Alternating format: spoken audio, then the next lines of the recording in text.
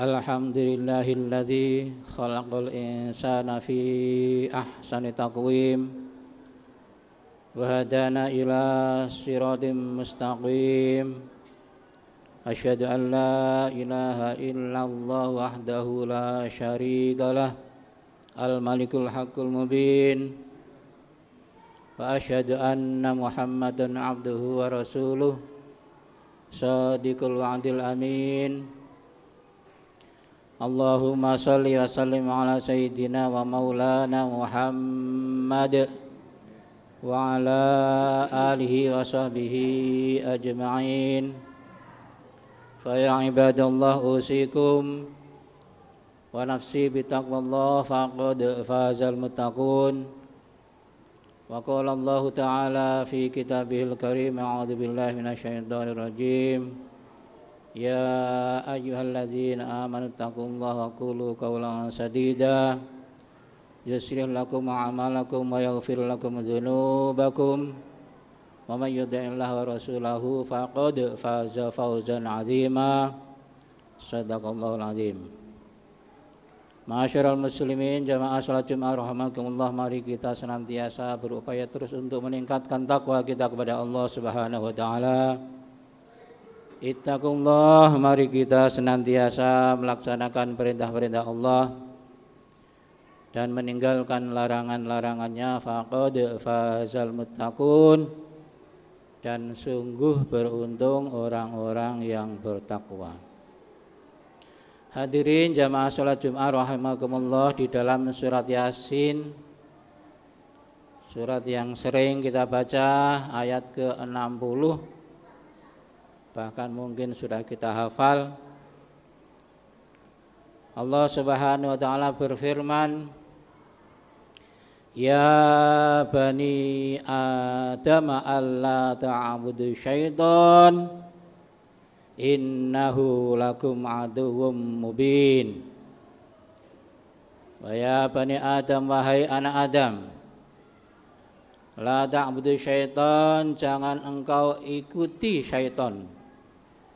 Innahu, karena sesungguhnya syaitan itu, lakum, bagi kalian semua, aduwun, itu musuh, mubin, yang nyata.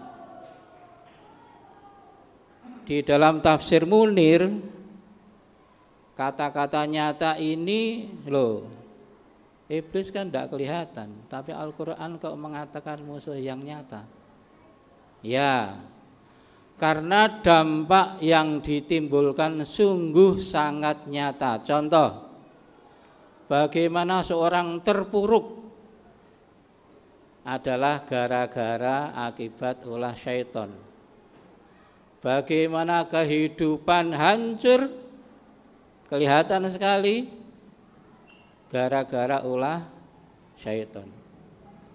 Baik sengsara dunia akhirat maupun sengsara akhirat saja. Contoh, memang kehidupannya di dunia oke-oke saja, di akhirat sholatnya lalai, Ramadannya lalai, dan kewajiban-kewajiban yang lain lalai. Di dunia oke, tapi di akhirat naudzubillah. Atau syaitan menggodanya dengan celaka kedua-duanya. Contoh, melakukan kriminal. Ya sudah, di dunia sengsara, menderita, di akhirat juga menderita. Hadirin rahimakumullah, di dalam kitab Bada'iul Fawaid ada beberapa tahapan, beberapa langkah syaitan menggoda manusia. Tahapan ini dimulai dari yang kita tidak terasa. Jadi syaitan ini di dalam kitab ini dijelaskan manusia digoda yang tidak terasa dulu. Enteng-enteng saja, lama-lama sampai godaan yang terberat, terbesar, yaitu keluarnya iman dan Islam, naudzubillah min dzalik. Hadirin, yang pertama godaannya adalah bagaimana seseorang itu dibiasakan untuk melakukan hal-hal yang sifatnya makruh.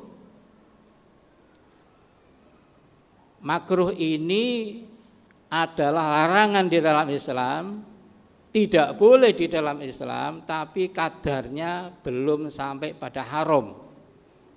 Oh, ini kan masih makruh, jadi tidak dosa. Ya tidak apa-apalah, dilakukan aja. Memang kelihatannya enteng. Ibarat kompas itu nyelewatnya tidak terlalu jauh. Contoh makruh adalah makan dan minum sambil berdiri, meletakkan sesuatu, mengambil sesuatu dengan tangan kiri, contoh saja.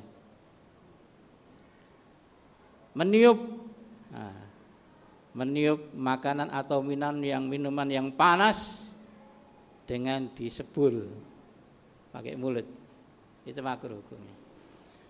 Yang berikutnya hadirin jamaah salat Jumat rahimakumullah adalah bagaimana seseorang ini dibiasakan langkah yang agak tinggi adalah untuk meninggalkan hal-hal yang sunnah.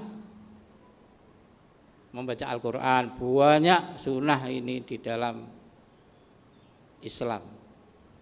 Membaca Al-Quran, sedekah, sholat sunnah, qobliyah, ba'diyah, dan sebagainya. Padahal hal-hal yang sunnah ini adalah untuk menyempurnakan hal-hal yang wajib.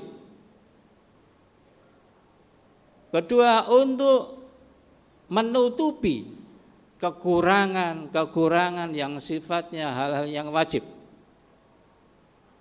Jadi untuk melengkapi, menyempurnakan, menutupi itu dengan amalan-amalan sunnah yang kita lakukan. Langkah berikutnya hadirin jamaah sholat Jumat rahimakumullah adalah bagaimana syaitan menggoda manusia dengan melakukan hal-hal yang dosa, tapi dosa kecil. Dosa kecil ini kan dosa kecil. Dalam beberapa riwayat kan kalau kita pakai wudhu itu kan akan berguguran sendiri. Enteng, diremehkan begitu. Nanti kalau dosa misalnya sesama manusia pakai salaman aja kan, di dalam beberapa riwayat itu kan sebelum salamannya itu lepas, dosa-dosa keduanya sudah diampuni oleh Allah. Padahal di dalam kitab Nasha'ihul Ibad karya Imam An-Nawawi ditegaskan dosa kecil itu mengandung murka dari Allah. Dosa tidak disukai Allah, tapi kok dilakukan terus. Bagaimana doa ini bisa terkabul? Ma'asyiral muslimin jamaah salat Jumat rahimakumullah. Imam Nawawi juga mengatakan bahwa dosa-dosa kecil itu bisa mengundang kepada dosa-dosa besar.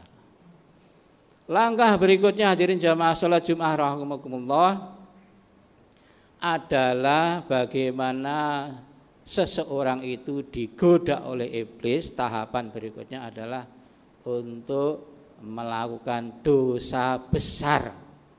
Naudzubillah. Mungkin kita agak, wah ini kan masih jauh. Hal-hal yang paling dekat dengan kita di antara dosa besar di dalam kitab Al-Kabair karya Imam Az-Zahabi adalah durhaka, yang paling dekat dengan kita. Durhaka kepada kedua orang tua, Masya Allah. Bagaimana Alqamah, sahabat tercinta Nabi, yang pada saat akan dicabut oleh Israel tidak bisa membaca la ilaha illallah gara-gara dengan ibunya. Sampai beberapa orang sahabat dikumpulkan untuk mengumpulkan kayu bakar. Alqamah, sahabat dekat Kanjeng Rasulullah SAW. Baru setelah dimaafkan bisa la ilaha illallah meninggal. Bagaimana Juret? Juret ini hidup di masa Bani Israel. Juret ini pada saat sholat dipanggil oleh orang tuanya, oleh ibunya, tidak menjawab. Ya Allah, Juret dapat cobaan yang luar biasa. Ada seorang perempuan gendong bayi, mengaku bahwa bayi ini adalah anaknya Juret. Ya karena Allah masih sangat sayang pada Juret. Juret ngomong sama bayi. Di antara bayi yang bisa bicara, bayi di antara adalah Juret ini. Di samping Nabi Isa alaihissalam dan seterusnya.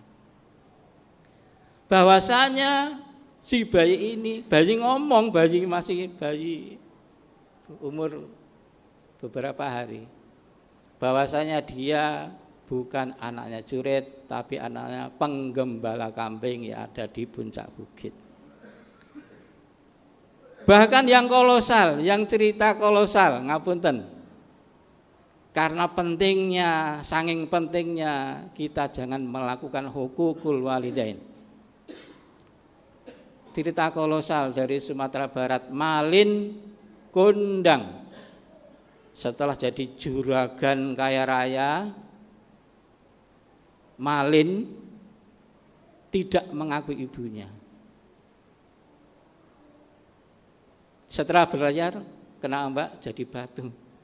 Mohon maaf, saya lihat di buku-buku anak-anak kecil-kecil itu, jadi batu masih kelihatan sekarang.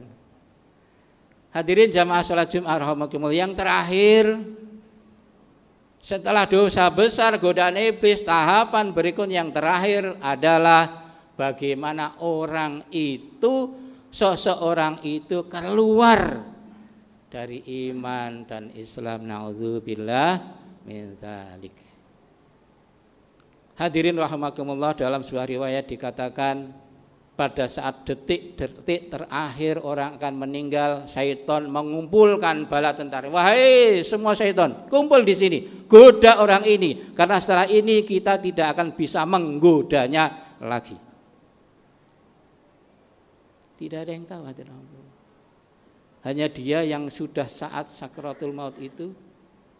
Barsesa itu kan bukan karena dia menyembah secara langsung pada syaitan, padahal ibadahnya luar biasa.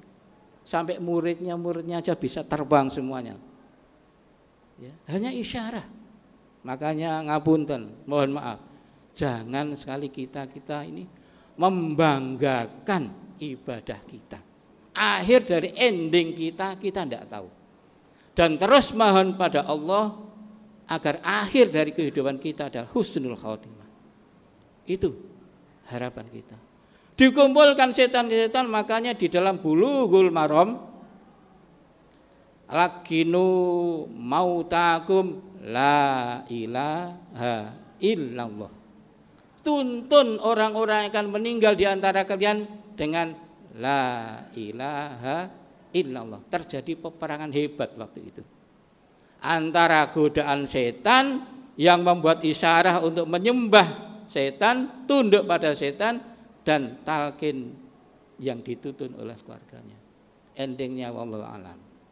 Untuk itu akhirnya semoga Allah Subhanahu wa taala melimpahkan rahmat, taufik dan hidayah yang kepada kita semua dan keluarga kita semua, sehingga kita semua dan keluarga kita termasuk orang-orang yang husnul khatimah. A'udzubillahi minasyaitonir rajim. Bismillahirrahmanirrahim. Wal 'asri innal insana lafi khusrin illa alladzina amanu wa 'amilus solihati wa tawasaw bil haqqi wa tawasaw bis sabr wa qur rabbi warham wa anta khairur rahimin.